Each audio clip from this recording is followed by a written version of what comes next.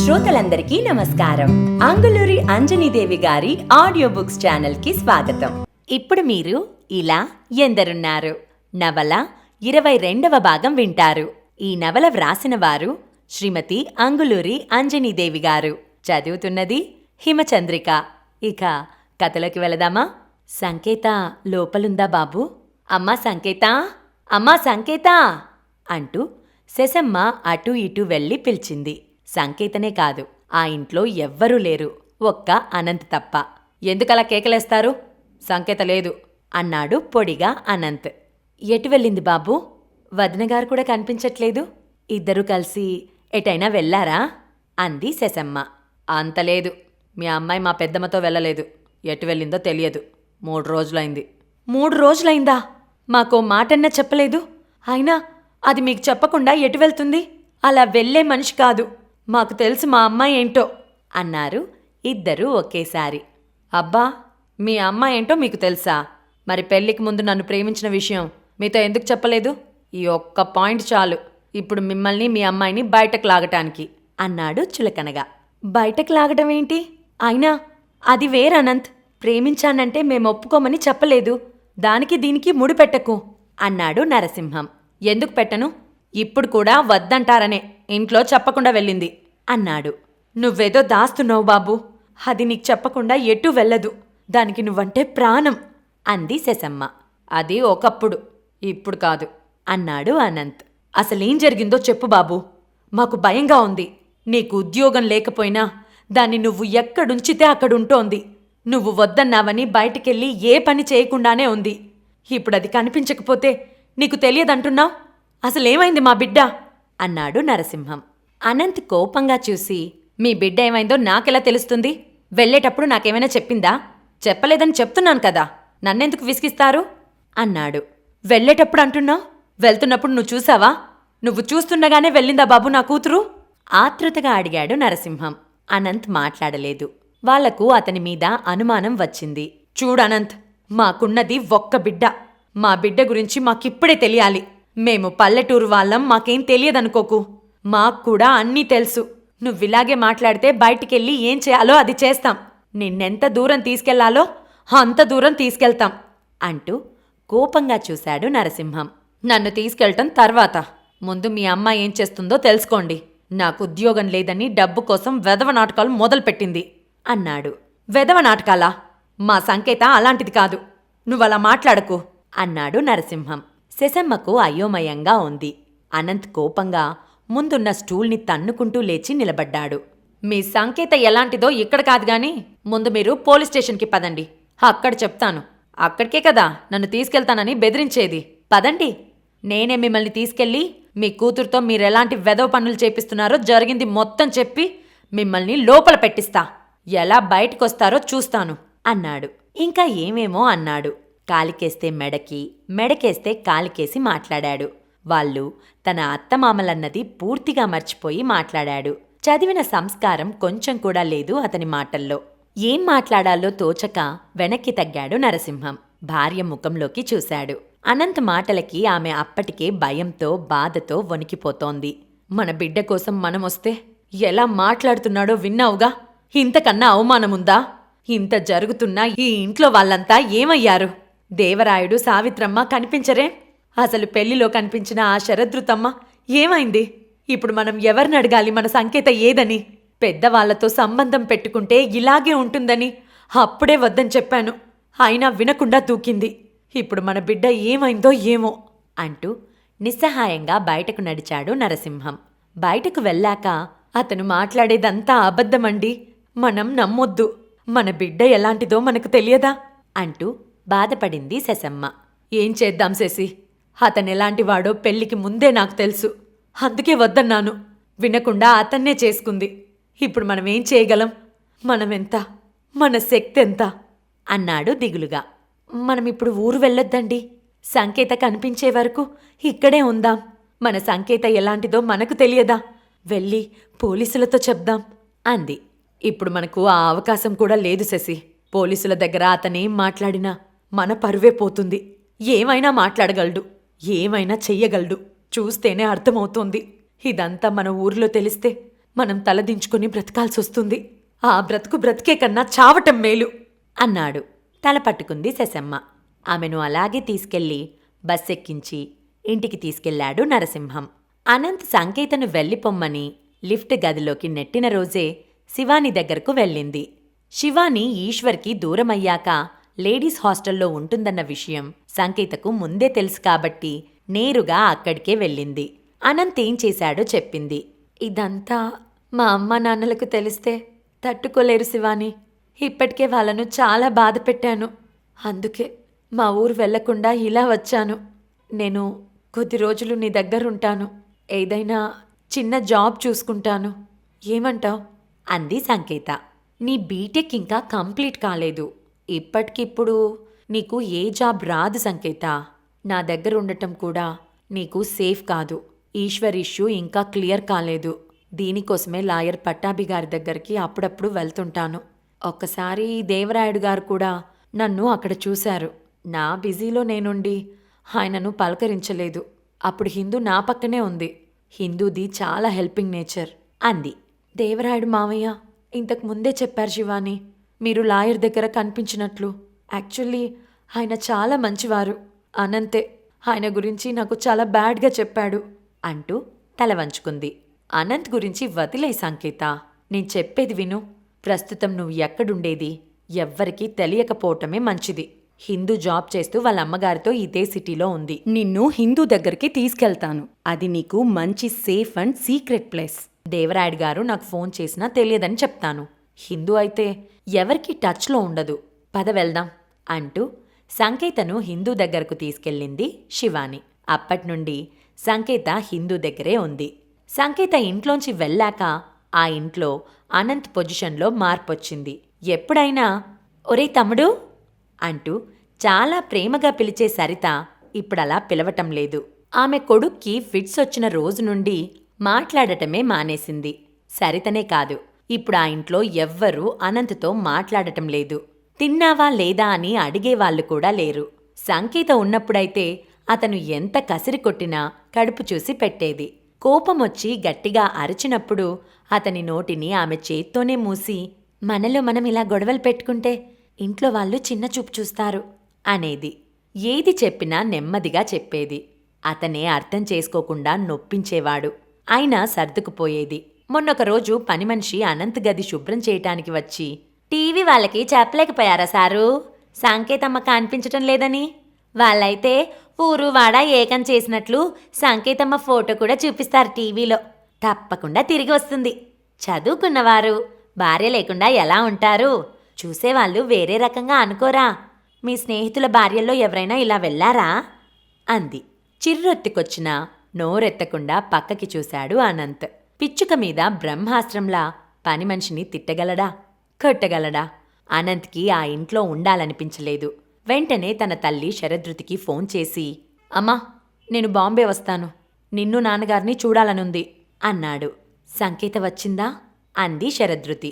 కొద్దిసేపు మౌనంగా ఉండి ఆ తర్వాత రాలేదు మమ్మీ అన్నాడు. ఆమెకు అనంత్ విషయాలు ఎప్పటికప్పుడు తన అక్క సావిత్రమ్మ ద్వారా ఫోన్లో తెలుస్తూనే ఉన్నాయి.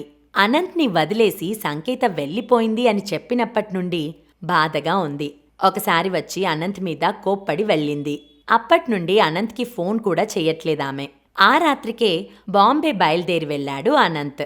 అనంత్ బాంబేలో దిగగానే స్టేషన్ దగ్గరికి అతని తల్లిదండ్రులు కారులో వచ్చారు. కుశల ప్రశ్నలు అయ్యాక ముగ్గురు వెళ్లి కారులో కూర్చున్నారు. అనంత్ తండ్రి అర్జునరావు ముందు సీట్లో కూర్చొని డ్రైవ్ చేస్తుంటే అనంత్ వెనక సీట్లో తల్లి పక్కన కూర్చున్నాడు. వాళ్ళు అతనితో మాట్లాడకుండా మౌనంగా ఉండటం నచ్చలేదు. కొద్దిసేపయ్యాక మాట్లాడు మమ్మీ అన్నాడు. ఏం మాట్లాడాలి అనంత్? అంది శరదృతి. ఏదో ఒకటి మాట్లాడండి మమ్మీ. నువ్వు డాడీ ఇలా మౌనంగా ఉండటం ఏమాత్రం బాగాలేదు అన్నాడు.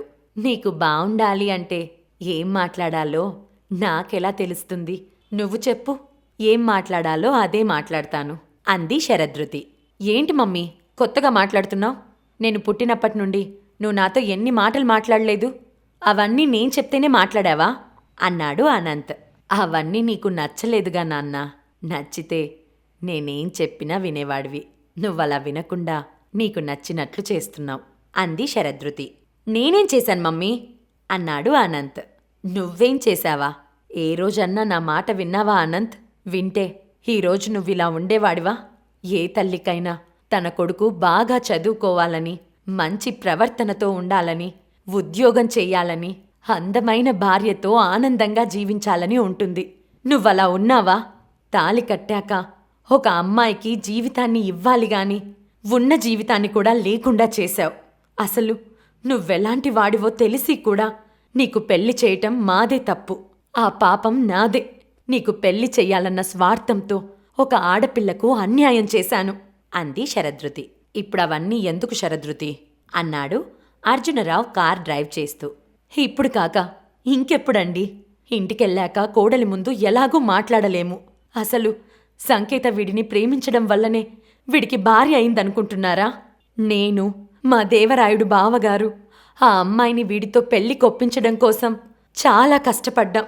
వాళ్ళ తల్లిదండ్రులైతే వీడికి సంకేతను ఇవ్వమనే అన్నారు. మీ అమ్మాయికేం కాదు, మేమున్నామని హామీ ఇచ్చాం. ఇదంతా ఎవరికోసం? వీడికోసమే కదా. కాని వీడు దాన్ని అర్థం చేసుకుంటున్నాడా? అర్థం చేసుకుంటే ఇలా ఉంటాడా? ఏదో ఒక ఉద్యోగం చెయ్యడా? భార్యను పోషించడా? అంది శరదృతి. మమ్మీ ప్లీజ్ అన్నాడు వినలేనట్లు అనంత్. ఎందుకురా ప్లీజ్? నా మాటల్ని వినలేకపోతున్నావా? పెళ్ళంటే నీ దృష్టిలో బొమ్మలాట, భార్య అంటే స్పందించటం రాని ఇనుప ముద్ద, అంతేగా అంది కోపంగా. కొద్దిసేపు మాట్లాడకు మమ్మీ, నిజంగానే వినలేకపోతున్నాను అన్నాడు అనంత్. నువ్వు వినలేవు. ఇంత జరిగినా నీకు బాధ లేదు, భయం లేదు, బాధ్యత లేదు. కాని వాళ్ళ తల్లిదండ్రులు సంకేత కనిపించనప్పట్నుండి నాకు ఫోన్లు చేసి ఏడుస్తున్నారు. వాళ్ళను నువ్వు అనరాని మాటలన్నావట. వాళ్ళిదంతా పోలీసులతో చెప్పి నీ మీద కేసు పెడితే ఏం చేస్తావ్? అంది. అంత ధైర్యం వాళ్ళకెక్కడిది అన్నాడు అనంత్. అదేనా నీ ధైర్యం? అడగటం మర్చిపోయాను. శ్రీహర్ష స్నేహితుడు దాస్ దగ్గర అప్పు చేశావట, నిజమేనా? అంది. చేశాను. అయితే ఏంటి, ఇది కూడా తప్పేనా అన్నాడు అనంత్. అప్పు చేయడం అంటే అవార్డులా అనిపిస్తుందా నీకు? చేశాను తప్పేంటి అంటున్నావ్? బిజినెస్లో లాస్ వచ్చినప్పుడు కూడా మీ నాన్నగారు అప్పు చేయలేదు. ఉన్న ఆస్తిని అమ్మి ఆ నష్టాన్ని భర్తీ చేశారు అంది శరదృతి. అదే ఆయన చేసిన పెద్ద తప్పు. అప్పులుంటే ఏ? దానికోసం ఆస్తులమ్మాలా? ఇప్పుడు చూడు, ఏ పని చెయ్యాలన్నా నా రేంజ్కి తగిన పని దొరకటం లేదు. అదే ఆస్తులన్నీ ఉండుంటే నేనిలా ఉండేవాణ్ణా? నాన్న నిజంగానే ఉన్న ఆస్తులన్నీ అమ్మి పిచ్చి పని చేశాడు అన్నాడు అనంత్ విసుక్కుంటూ. అది వినగానే అప్పు ఎప్పుడూ ఆస్తి కాదు అనంత్ అన్నాడు అర్జునరావు. అలా అని అప్పుల కోసం ఆస్తులు పోగొట్టుకుంటారా? పిల్లల్ని ఇలా కష్టపెడతారా అన్నాడు అనంత్. కష్టపెట్టడం కాదు అనంత్, మనిషికి అప్పనేది బ్రతికినా మరణించినా విలువ లేకుండా చేస్తుంది. అందుకే అలా చేశాను అన్నాడు అర్జునరావు. మీరలాగే చేస్తారు, కాని ఇక్కడ నష్టపోయింది నేను. తమ్ముడు బాగానే ఉన్నాడు అన్నాడు అనంత్. తమ్ముడు బాగానే ఉంటాడు. వాడు నీలాగా బద్ధకస్తుడు కాదు. చదువుకోవాల్సిన వయసులో చదువుకున్నాడు, పని చేయాల్సిన వయసులో పని చేస్తున్నాడు. ఫ్రెండ్స్ మాటలు విని ఫ్రెండ్స్ని వెంటేసుకొని తిరగలేదు, ఖాళీగా కాలక్షేపం చేయలేదు అని శరదృతి అనే లోపలే కారు వెళ్ళి ఇంటి ముందు ఆగింది. కారు దిగి లోపలికి వెళ్లారు. అనంత్ చూడగానే అనంత్ వాళ్ళ తమ్ముడు నిశ్చల్, అతని భార్య రక్షిత ప్రేమగా పలకరించారు, అభిమానంగా ఆహ్వానించారు. వాళ్ళ ప్రేమను చూస్తుంటే ఇక ఎప్పటికీ బాంబేలోనే ఉండిపోవాలనిపించింది అనంత్కి. ఒకవైపు తల్లి తండ్రి, ఇంకోవైపు తమ్ముడు మర్దలు. ఎంత బావుందో! ఇది కదా ఆప్యాయతల ప్రపంచం అంటే అనుకున్నాడు. అన్నీ మర్చిపోయాడు. సంకేతనైతే ఎప్పుడో మర్చిపోయాడు. రోజూ ఎప్పట్లాగే తినడం, పడుకోవడం. పెద్దమ్మ పెదనాన్న వాళ్ళ దగ్గర కన్నా ఇక్కడే బావుందనుకున్నాడు. ఇక ఎప్పటికీ ఇలాగే ఉంటుందనుకున్నాడు. అతను ఊహించినట్లే అతనికి ఆ ఇంట్లో చాలా ఆనందంగా ఉంది. అలా కొద్ది రోజులు గడిచాక ఒకరోజు రాత్రి అందరూ పడుకున్నాక నిశ్చల్ గదిలోంచి మాటలు వినిపిస్తున్నాయి.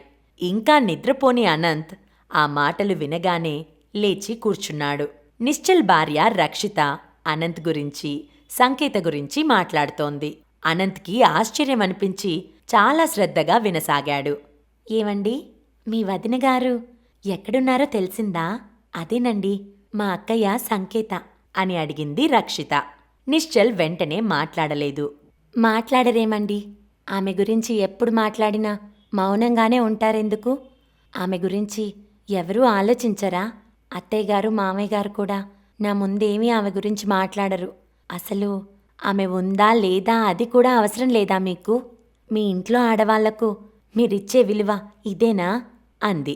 ఆమె గొంతు కాస్త తీవ్రంగా గట్టిగానే వినిపించింది. అదంతా మా అన్నయ్య చూసుకుంటాడులే రక్షిత, నువ్వు పడుకో. అది నా విషయం కాదు కదా, నన్నెందుకు అడుగుతున్నావు? అన్నాడు మెల్లగా నిశ్చల్. రక్షిత నవ్వి, మీ వదిన గురించి మీ అన్నయ్య చూసుకుంటారని ఇంకా మీకనిపిస్తుందా? నాకనిపించట్లేదు. చూసుకునేవారే అయితే అలా ఉండరు. భార్య పక్కన లేదన్న బాధ కొంచెం కూడా లేదాయనలో. నాకు తెలిసి ఆయనకు భార్యతో అవసరమే లేనట్లుంది. మీరు కూడా ఆయన్ని అలాగే వదిలేస్తారా? పట్టించుకోరా? అంది రక్షిత. ఆయన్ని పట్టించుకోవడమేంటి? నాన్సెన్స్. అన్నయ్య ఏమైనా చిన్నపిల్లాడా? ఇప్పుడేదో ఉద్యోగం లేక అలా ఉన్నాడు. ఎప్పటికీ ఇలాగే ఉంటాడా? అయినా ఉద్యోగం వచ్చేంతవరకు అన్నయ్య మన దగ్గర ఉంటాడు. ఆ తర్వాత మనం ఉండమన్నా ఉండడు. మా వదిన గురించి నువ్వేం మాట్లాడుకో. అది ఆయన వ్యక్తిగత విషయం. ఎవరైనా వింటే బాగుండదు. అదంతా అన్నయ్యే చూసుకుంటాడు అన్నాడు నిశ్చల్. ఇంతకీ ఆ ఉద్యోగం వచ్చేంతవరకు ఆయన్ని ఎవరు చూడాలి? అంది. ఒకరు చూడటమేంటి? అసలేంటి నీ ఉద్దేశం? ఎందుకిలా మాట్లాడుతున్నావు? అన్నాడు నిశ్చల్. ఇలా మాట్లాడకపోతే ఇక ముందు మీ అన్నయ్యను నేను భరించాలి అంది. నువ్వు భరించటమేంటి? అన్నాడు కోపంగా. ఇంకా అర్థం కాలేదా? ఇన్ని రోజులు మీ పెదనాన్నగారి నెత్తిమీద ఉన్న మీ అన్నయ్య ఇప్పుడు మన నెత్తిమీదకొచ్చాడు అంది రక్షిత. నువ్వు చాలా ఎక్కువగా మాట్లాడుతున్నావు రక్షిత. ఆయన్నొకరు మోయాల్సిన అవసరం లేదు. ఆయనకు మా నాన్నగారున్నారు, నేనున్నాను. అయినా మా అన్నయ్యకు ఇప్పుడేం తక్కువైందని? దీని గురించి నువ్వింకేం మాట్లాడకు రక్షిత, ప్లీజ్ అన్నాడు నిశ్చల్. అంటే ఆయనకు ఉద్యోగం వచ్చినా రాకపోయినా ఆయనకు మీరు మీ నాన్నగారు ఉన్నారనేగా మీరనేది? అలా అన్నానా నేను? అనకపోయినా దాని అర్థం అదేలేండి. ఆయన వాలకం చూస్తుంటే ఉద్యోగం చేసే మనిషిలా లేరు. ఉద్యోగం చెయ్యాలంటే మాటలా? ఏ పని చెయ్యాలన్నా టైం ప్రకారం బయటకు వెళ్ళాలి. మీ అన్నయ్య అలా వెళ్తారా? అసలు వల్లు వంచి పని చేస్తారా? రిలాక్స్డ్గా ఉండటం అలవాటు పడిన ఆయన ఇక ఎప్పటికీ ఇంతే. ఎవరు చెప్పినా వినరు, ఎవరేమనుకున్నా పట్టించుకోరు.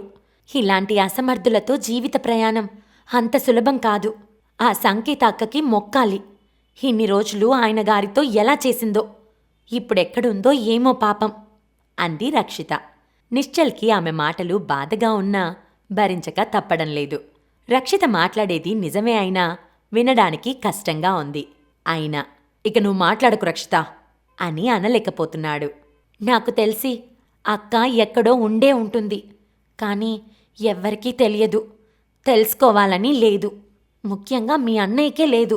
ఎలాగైతేనేం చివరికి సరిత వదిన చెప్పిన జ్యోతిష్యమే నిజమైంది. సంకేత అక్కయ్య వెళ్ళిపోయింది అంది రక్షిత. నిశ్చల్ అసహనంగా చూసి, రక్షిత, మా అన్నయ్య గురించి ఇప్పుడు ఇంతగా మాట్లాడడం అవసరమా నీకు? అన్నాడు. ఆమె లోలోన చిన్నబుచ్చుకున్నా పైకి మాత్రం కోపంగా, అవసరం లేదు, ఆయన్ని త్వరగా పంపించేయండి అంది. ఎందుకు పంపటం? అన్నాడు నిశ్చల్. ఎందుకంటే ఆయన ఎక్కువ రోజులు ఇక్కడే ఉంటే చూసేవాళ్లకు బాగుండదు అంది. చూసేవాళ్ల గురించి కాదు, నీ గురించి చెప్పు అన్నాడు. నా గురించేముంది చెప్పటానికి? నాకేమైనా మీ అన్నయ్య అంటే కోపం పగ ఉన్నాయా? కాకపోతే ఆయన వెంట అక్కయ్య లేరన్నదే నా బాధ. అక్కయ్య ఉండుంటే ఇక్కడ వాళ్ళిద్దరూ ఎన్ని రోజులున్నా నాకు అభ్యంతరం లేదు. ఒక నిరుద్యోగి ఫ్యామిలీకి కొద్ది రోజులు అన్నం పెట్టి ఆదరిస్తే నాకు కూడా పుణ్యమే. ఆ మాత్రం దానగుణం నాకు ఉంది. కానీ పెళ్లి కాని వాడిలా, భార్య పోయిన వాడిలా ఇలా ఎన్ని రోజులు ఒక్కడే మన దగ్గరుంటారు? అంది రక్షిత. అవాక్కయ్యాడు నిశ్చల్. అవతల గదిలో ఉన్న అనంత్ కూడా అలాగే అయ్యాడు. అతని మనసు పూర్తిగా చితికిపోయింది. నరనరం గాయపడింది. అంతటి బాధను అతనెప్పుడూ అనుభవించలేదు. బెడ్ మీద పడుకోవాలనిపించక వెంటనే లేచి బయటకు వెళ్ళాడు. అక్కడ శరదృతి కూర్చొని ఉంది. ఆమెకు కూడా నిద్ర రావడం లేదు. అమ్మేంటి ఇక్కడుంది అని అనుకుంటూ మౌనంగా వెళ్ళి ఆమె పక్కన కూర్చున్నాడు. ఏంటి నాన్నా ఇలా వచ్చా? నిద్ర రావడం లేదా? అంది శరదృతి అనంత్ని చూడగానే. అనంత్ మాట్లాడకుండా వెళ్ళి తల్లి పక్కన కూర్చున్నాడు. అతను కూర్చున్న వెంటనే, నా మనసేం బాలేదు అనంత్. నిద్ర రావటం లేదు. అందుకే ఇక్కడ కూర్చున్నాను అంది శరదృతి. అతని పరిస్థితి కూడా అదే కాబట్టి ఎందుకు ఏమిటి అని అడగలేదు. ఇంతకుముందే ప్రత్యూష ఫోన్ చేసింది అనంత్. మాట్లాడింది కొద్దిసేపే అయినా ఆ మాటలు విన్నాక నాకు నిద్ర రాలేదు. అందుకే ఇలా వచ్చి కూర్చున్నాను అంది శరదృతి. ప్రత్యూష పేరు వినగానే ఉలిక్కిపడ్డాడు అనంత్.